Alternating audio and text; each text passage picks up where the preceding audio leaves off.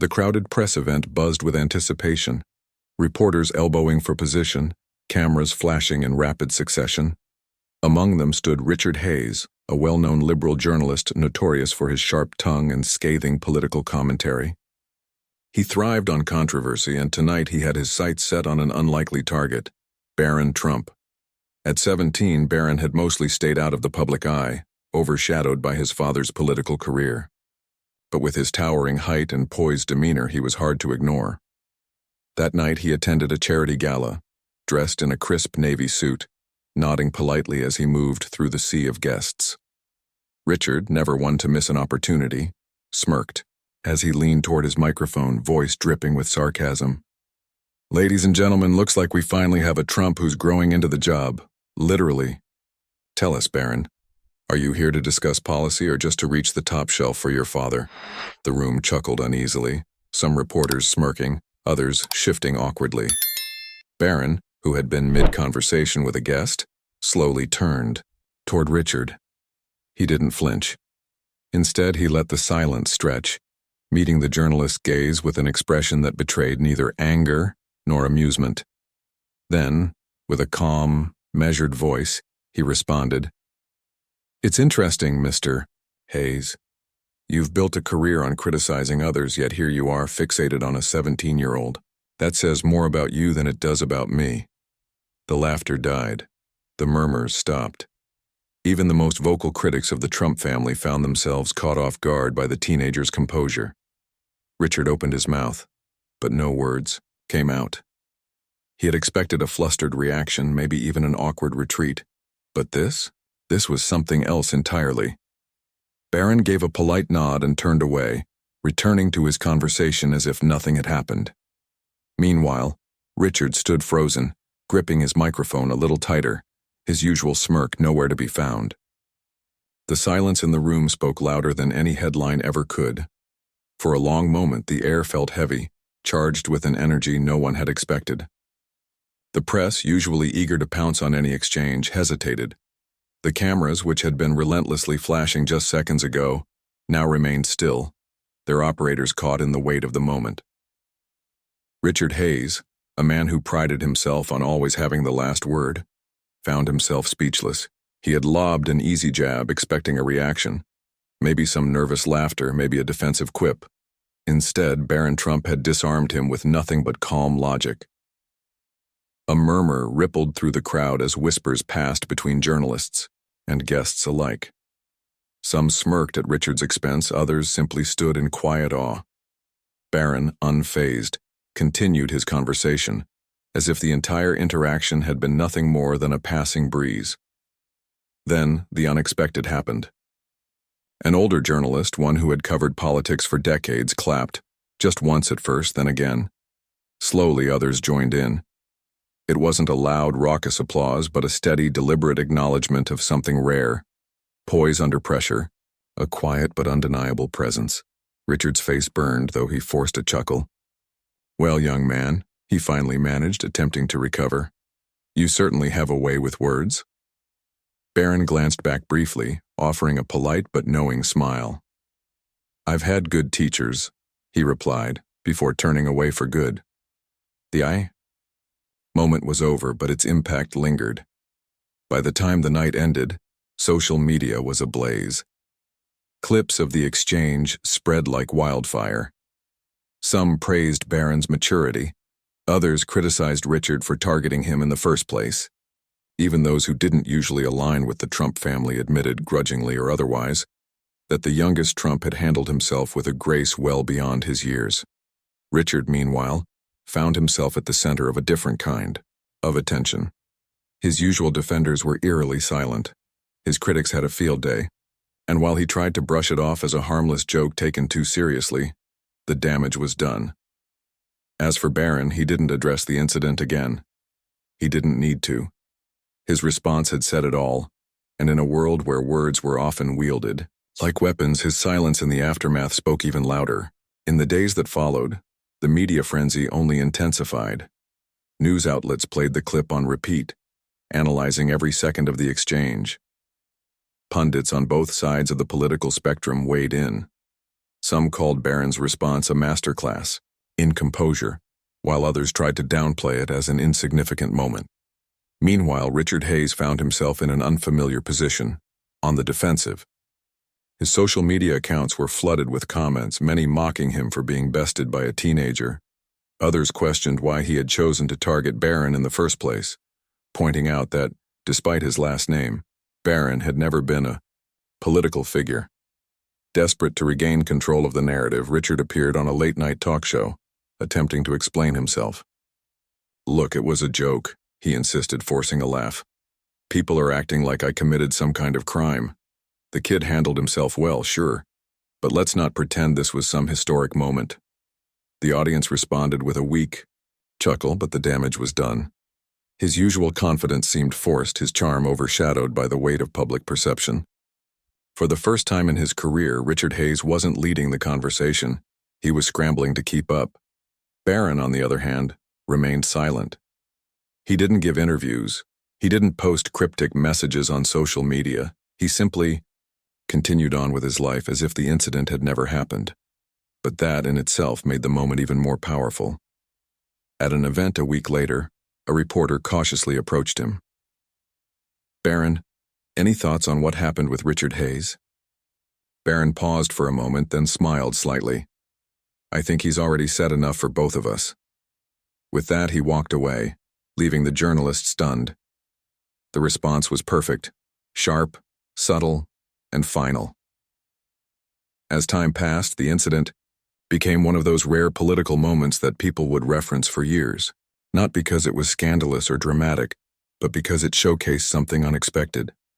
A young man standing in the spotlight for a brief moment, not because he sought it, but because he handled it with grace.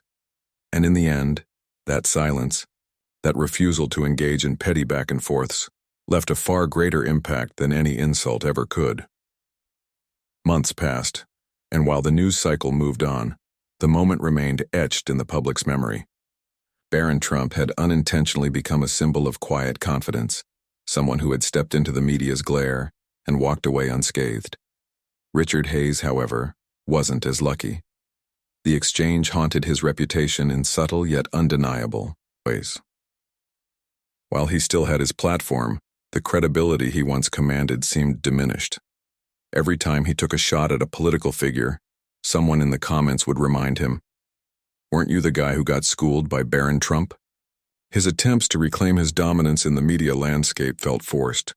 The charm that once made him a favorite among liberal circles now felt more like a performance, one people had grown tired of. His ratings dipped, and the invitations to elite panels and interviews became less frequent. Meanwhile, Barron remained an enigma. As he approached adulthood, speculation about his future grew. Would he follow in his father's footsteps? Would he enter politics? Or would he forge his own path, away from the shadow of his last name? One thing was certain. People were paying attention now. At a prestigious business summit in New York, Barron made a rare public appearance, attending as a guest of honor. The room buzzed with excitement. He had spoken so little over the years that even a casual remark felt like an event. During the networking session, a respected entrepreneur approached him. "You know, Barron," he said, swirling the drink in his hand, "I think a lot of people underestimated you." Barron smiled politely, tilting his head. "They still do." The response was simple, yet it carried weight. It wasn't arrogance. It was a quiet acknowledgement of the way the world had perceived him for years. And now, for the first time, people were starting to realize they had been wrong. Across the city, in a dimly lit newsroom, Richard Hayes sat at his desk, staring at his computer screen. A new headline was trending: "Barron Trump steps into the spotlight, on his own terms." Richard exhaled sharply and leaned back in his chair. He had mocked the teenager that night, believing him to be just another privileged kid coasting on his family's name. But now, as he watched the world take Barron seriously, he realized the truth. The kid had never needed to prove anything, because in that one moment, months ago, Barron Trump had done something few could ever pull off. He had let silence speak louder than words. As Barron Trump's name continued to circulate in media discussions, He remained as elusive as ever. He rarely gave interviews, never engaged in social media feuds, and carried himself with a level of restraint that was almost unheard of in the modern political and media landscape. It was precisely this mystery that made people even more curious about him.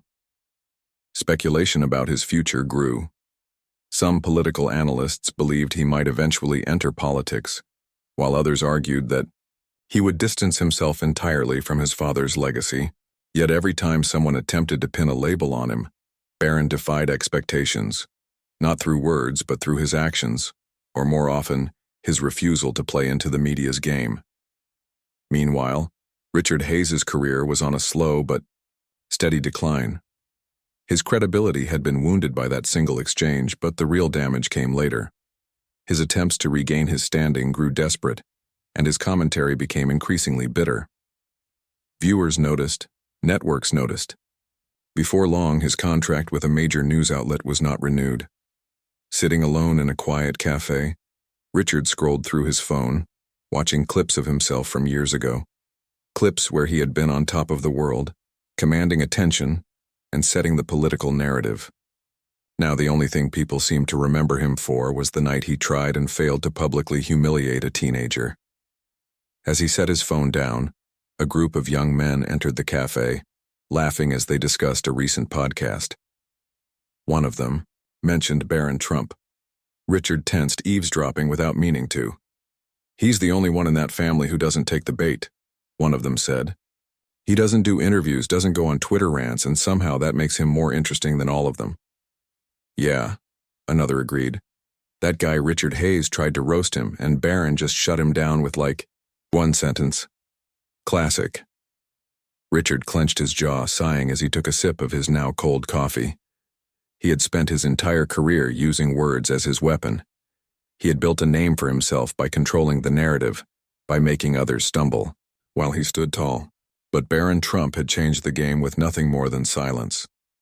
Across the country, Barron was oblivious to Richard's quiet suffering. He had long since moved on from that night, if he had ever thought much about it at all. His mind was focused on bigger things, business, philanthropy, and the future he was crafting on his own terms. At a private event, a well-known businessman pulled him aside. "You know, Barron, the media loves to speculate about you, but you never give them much to work with."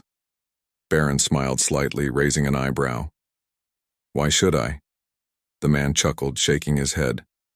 "Smart, very smart." As the night continued, Barron moved through the room with quiet confidence. He had learned something far more valuable than politics or media manipulation. He had learned that sometimes the most powerful response was no response at all. And in a world that thrived on noise, his silence had become his greatest strength. As the years passed, Barron Trump continued to carve out a life of his own, far from the political battlegrounds that had defined his family. He pursued business, leveraging the Trump name but shaping his ventures with a distinct approach, one that focused on innovation rather than controversy. Despite relentless media speculation, he maintained his signature restraint, refusing to engage in pointless debates or respond to baseless attacks. Richard Hayes, on the other hand, struggled to escape the shadow of his past. Once a respected journalist, he had now become a cautionary tale, a man who had built his career on mockery, only to be undone by a single moment of miscalculation. He bounced between smaller networks and independent media outlets, still trying to claw his way back to relevance, but the world had moved on. Then, one evening, fate brought them back into the same orbit. Barron was attending a high-profile business conference in Washington, a closed-door event where some of the biggest names in the financial world had gathered. As he made his way through the crowd, shaking hands and exchanging pleasantries, a familiar voice caught his attention. "Mr. Trump," the voice said, laced with a cautious familiarity. Barron turned, his sharp blue eyes settling on the man before him. Richard Hayes stood there, a drink in hand, his once confident posture slightly diminished as if years of setbacks had taken their toll. For a brief moment, neither spoke. Then, Richard forced a chuckle. I suppose I should congratulate you. You played the game well. Barron tilted his head slightly, the hint of a smirk playing on his lips. I never played the game, Mr. Hayes, he replied smoothly. I just refused to lose myself in it. The words hung in the air between them, heavy with meaning. Richard had spent his career chasing headlines, believing that the loudest voice always won. But Barron had proven something different, that true power wasn't in the noise but in knowing when to stay silent. Richard let out a breath, shaking his head with a tired smile. You know, he admitted, I thought I had you that night. I thought you'd stumble, get flustered, but you didn't. Barron simply shrugged. I didn't need to. With that, he extended a hand. Richard hesitated, then shook it. There was no gloating in Barron's expression, no trace of arrogance, just quiet certainty. As Barron walked away, Richard watched him go, a strange mix of regret and admiration settling in his chest. He had spent years defining others through his words, but now he realized something profound. Barron Trump had never needed to win that exchange. He had simply let time do the talking, and in the end it had spoken louder than Richard ever could. As Barron Trump stepped away, the buzz of the conference continued around him. He barely gave the interaction another thought. To him, Richard, Hayes was just another face in the crowd, a reminder of a past moment that had long since faded into irrelevance. But for Richard, that brief exchange lingered. He had always prided himself on being able to control a room, to dictate the narrative, with his sharp wit and well-timed remarks.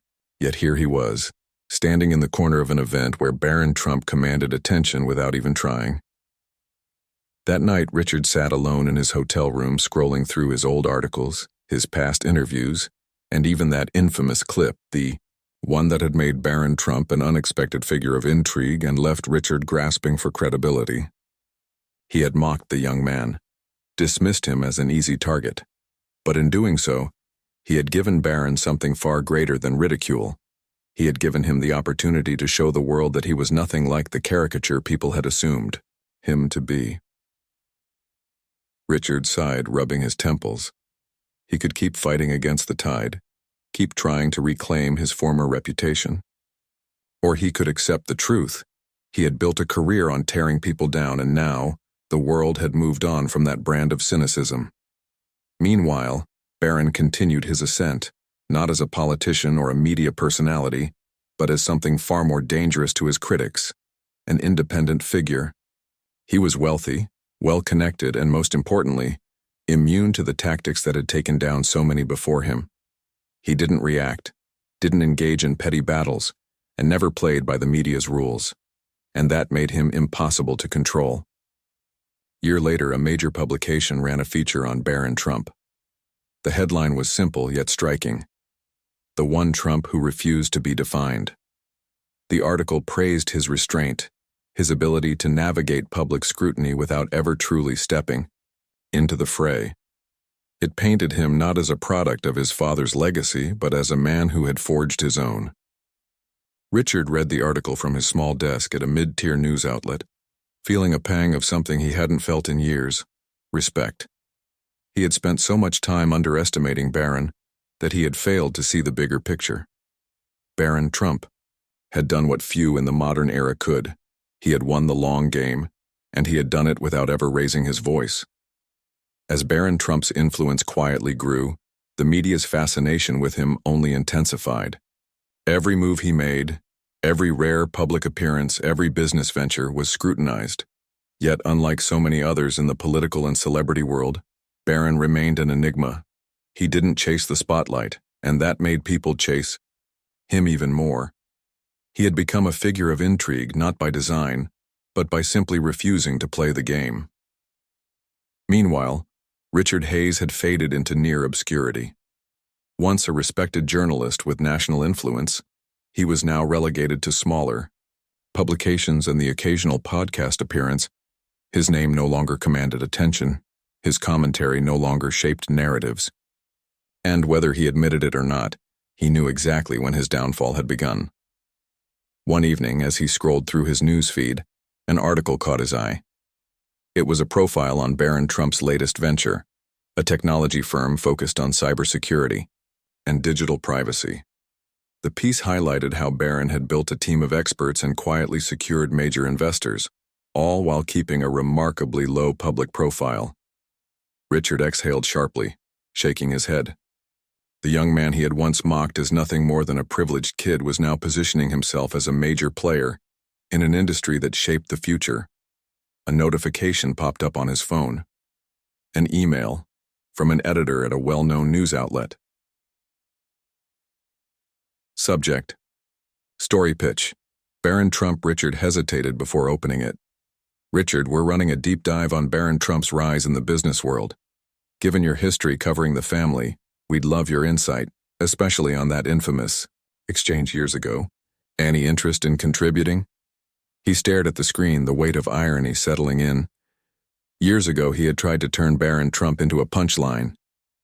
Now, the world was taking Barron seriously, and they were asking him, the man who had tried to embarrass him, to help tell that story.